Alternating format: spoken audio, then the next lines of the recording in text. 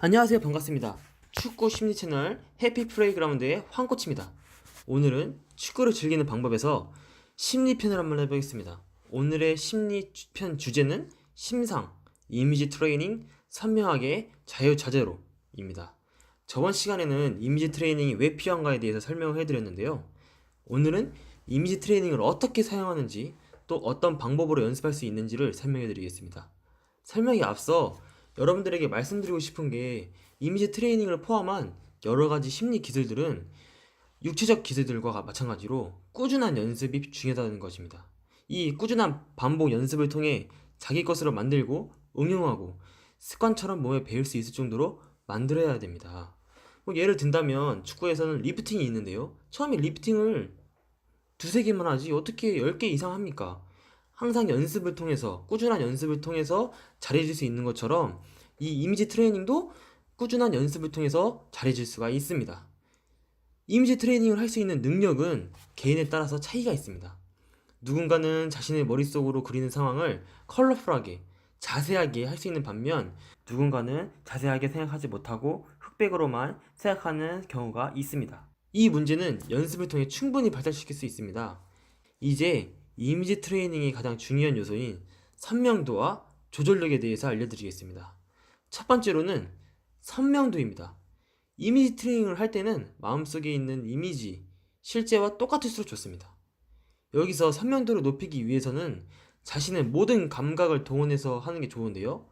경기장의 시설물, 경기장의 땅의 감초, 관중들과의 거리, 관중들의 함성 소리 등 주변 환경을 자세히 떠올리는 것이 중요합니다. 이때 시합에서 느끼는 불안감, 흥분과 같은 감정들도 자세히 떠올리는 것이 중요합니다. 두 번째로는 조절력입니다. 이미지 트레이닝 할 때는 첫 번째, 선명도. 최대한 선명하게 이미지를 떠올리고 그 이미지를 원하는 대로 조절할 수 있어야 됩니다. 예를 든다면 패스를 생각할 때는 패스 이미지 트레이닝을 할 줄 알아야 되고 슈팅을 생각할 때는 슈팅 이미지 트레이닝을 할 줄 알아야 된다는 겁니다. 선명하게 이미지를 떠올릴 수 있지만 계속적으로 실패하는 장면이 떠오른다면 수행이 방해가 됩니다. 선명한 이미지를 그리고 성공하는 장면으로 조절할 수 있는 조절 능력을 키워야 됩니다. 한마디로 계속적으로 실패한 장면이 떠오른다면 그거를 성공한 장면으로 떠올릴 수 있게끔 조절할 수 있어야 된다는 얘기입니다. 팁을 주자면 이미지 트레이닝을 하다 보면 성공되는 장면들만 떠올릴 수는 없습니다. 자신의 의지와 상관없이 실패 장면이 떠오르기도 합니다. 이럴 때는 과감하게 순간 이미지 트레이닝을 포기해야 됩니다. 그리고 안정이 되었을 때 다시 이미지 트레이닝을 하는 것이 좋습니다. 오늘 이미지 트레이닝의 가장 중요한 요소인 선명도와 조절력에 대해서 한번 배워봤습니다. 아까 말씀드렸다시피 이미지 트레이닝의 꾸준한 반복 연습을 통해 발전시킬 수 있습니다.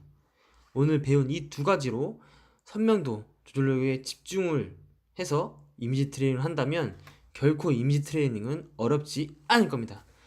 지금까지 축구 심리 채널 해피 플레이그라운드의 황코치였고요. 다음에도 즐거운 영상으로 찾아뵙겠습니다. 감사합니다.